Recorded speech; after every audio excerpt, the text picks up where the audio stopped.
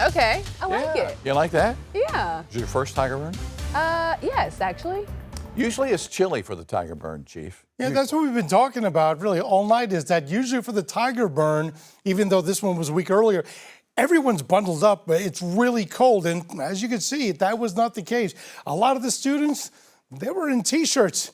Well, if you recall, over the last almost 2 full weeks, our temperatures have been rather cold. You can forget that. Really, this morning, we really didn't need a jacket, and you certainly are not going to need one over the next 7 days. Our temperatures are going to be anywhere from maybe 9 degrees to up to 20 degrees warmer than it should be. This is definitely not fall weather. This is more like spring weather. Well, we had a little bit of clouds, still do, in many portions of the northern, northeastern Midlands. But also, if you've been out for the last few hours, you know, it starts to feel a little bit muggy. Relative humidity now cresting right around 85 to 90%. A lot of moisture, not only with the clouds, but along the surface. But look at these temperatures. This is a far cry of what we've been dealing with over the last several days. It is 61 in Newberry, 63 in Camden. We're up to 65 in Winnsboro. Noticeably warmer. But these temperatures not only are over 10 degrees above where we should be for this time of the year, but everybody is warmer than last night. These current temperatures up in the mountains, Asheville is 52. Out in Wilmington, 56 degrees, as well as in Augusta. Take a look at, though, Albany is at 61, Atlanta is at 64.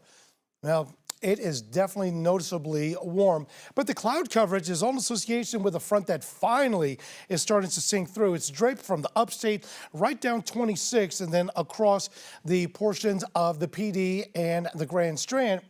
This will start moving off, but high pressure is going to continue cranking in all that warm, moist air. So as we go through the night, well, we'll have mostly clear to partly cloudy skies starting off the morning. And then we'll get a little bit of a break from the clouds. I'll start seeing a little more sunshine by midday and into the afternoon. Late in the day tomorrow, we'll start seeing a little more cloud coverage return, but we're not expecting any rain. So the forecast in the morning, we'll start with low temperatures, some in the upper 40s, but mostly in the low 50s. And by the afternoon, we're looking at high temperatures. Again, we're talking about mid to upper 70s.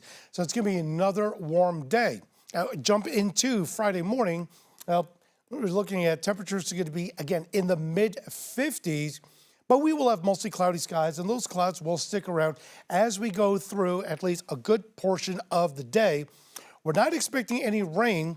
We'll see quite a bit of sunshine going into the afternoon, but there is a very slight chance for rain. It's isolated at best for Friday overnight into early Saturday morning. Another chance, a slightly better chance as we get into Tuesday. But again, the big temperatures is the story. Looking at the potential record high of 81 degrees on Friday, despite the cloud coverage. And then on Saturday, and maybe an isolated morning shower, but we're nearing a record high again with a high of 80. The front finally pushes through. That'll be the first one. And then on Sunday, it'll be mostly sunny. We'll end up with a high of 73.